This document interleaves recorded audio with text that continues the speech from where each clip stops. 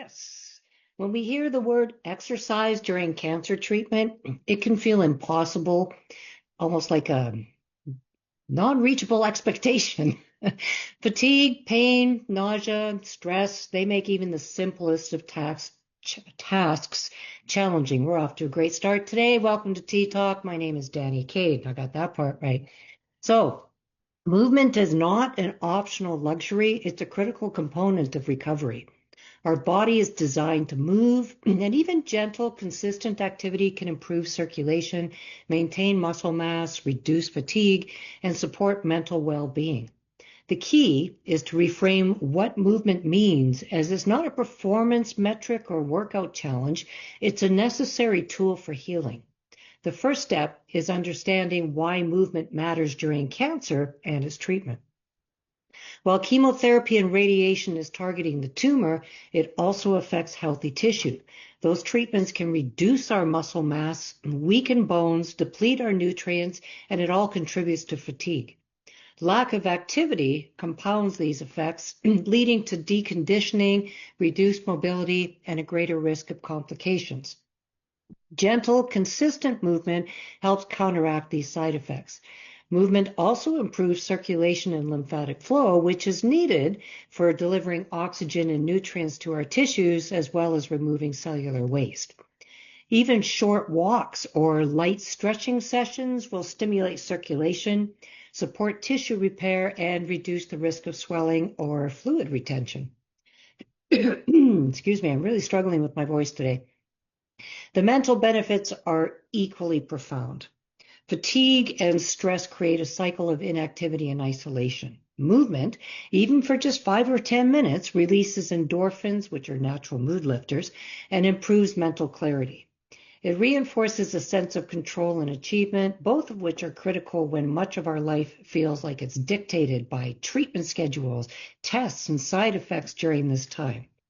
Here's some practical strategies for integrating movement into its cancer care. Start small. You don't need to run a marathon or lift heavy weights. Just gentle walks around the house or short stretches in bed. Even slow chair exercises are sufficient to activate your muscles and improve circulation. Even 2 to 5 minutes at a time, multiple times a day, makes a big difference. Okay? You can also focus on consistency. Regular small bouts of movement are more beneficial than the occasional intense session. Your body responds to cumulative effort. So walking after breakfast, stretching mid-morning, doing light yoga before bed, it can all create a sustainable routine. Okay, the third thing is listen to your body. Fatigue is real and it shouldn't be ignored. Pay attention to the signals like dizziness, shortness of breath, or pain. Movement should be gentle and supportive, never exhausting. On tougher days, prioritize seated stretches, gentle breathing exercises, or just simply moving your arms and legs in bed. Every little bit counts. Okay, number 4, strength and flexibility. Maintaining muscle strength is crucial for overall function. Light resistant exercises using bands, water bottles, soup cans, or even just your own body weight helps to preserve muscle mass. Stretching routines help to maintain flexibility and prevent stiffness, which can improve posture, circulation, and overall mobility. Number 5, incorporate movement into your daily life. Again, movement doesn't have to be formal exercise. It's the little things like standing while talking on the phone or taking short walks outside or performing small household tasks that gently add up quickly. The goal is to stay engaged in physical activity in ways that feel doable to you. Okay? And the last one, mind-body integration. Practices like yoga, tai chi, or gentle Pilates combine movement with mindfulness, improving flexibility, balance, and emotional well-being. And these exercises calm the nervous system, which helps to enhance digestion. It helps to maintain muscle mass and reduce stress. It's linking physical movement with mental recovery. And it's also important to track your progress and celebrate the small wins. Today's 2-minute walk might seem very insignificant, but over time it becomes a 3, 4, 5 or more minute walk, and these moments accumulate. I know because I've done this.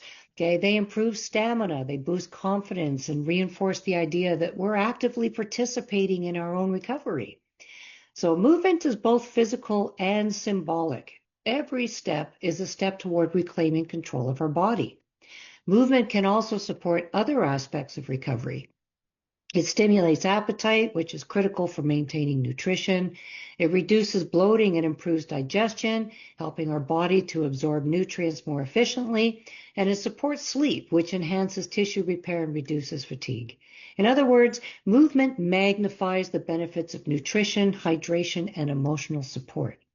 For patients dealing with severe fatigue or other limitations, using sippable nutrition or short guided mobility sessions, they can be paired together. Even sitting and just gently moving our arms, legs, or torso while as I knock things over, while sipping a nutrient-rich smoothie is a form of therapeutic movement that combines nutrition with circulation. These small integrated actions remind our body that it's supported and that recovery is active, not passive. Finally, mindset matters. Movement shouldn't feel like a punishment or an obligation. It's an act of self-love and care, an investment in strength, resilience, and emotional well-being. By reframing movement as healing rather than exercise, we remove the pressure and allow our body to respond naturally. In the next episode, we're going to look at hydration and its critical role in cancer recovery. And while often overlooked, staying hydrated impacts every system in the body, from digestion and nutrient absorption to circulation, detoxification, and mental clarity.